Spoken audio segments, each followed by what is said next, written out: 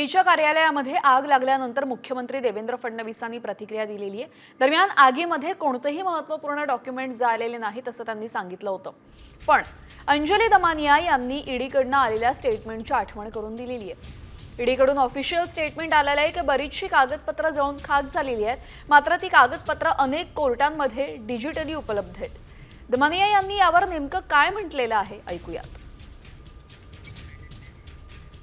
ईडीच्या कार्यालयात काल आग लागली अशी बातमी आपण ऐकली आणि आधी मुख्यमंत्र्यांनी त्याच्यावर एक मोठं विधान केलं की त्यात कुठलेही डॉक्युमेंट्स जळून गेले नाहीयेत। आता एका तासापूर्वी आता ईडीकडनं ऑफिशियल स्टेटमेंट आलंय, त्याच्यात त्यांनी क्लिअरली म्हटलंय की बरीचशी डॉक्युमेंट्स जळून खाक झाली आहेत, पण त्याच्यात त्यांच्याकडे त्याच्या कॉपीज अनेक कोर्टांमध्ये देखील आहेत आणि डिजिटली देखील उपलब्ध आहेत। तर माझं पहिलं आव्हान आहे मुख्यमंत्र्यांना की याच्यापुढे त्यांनी विधान करताना अतिशय विचारपूर्वक करावं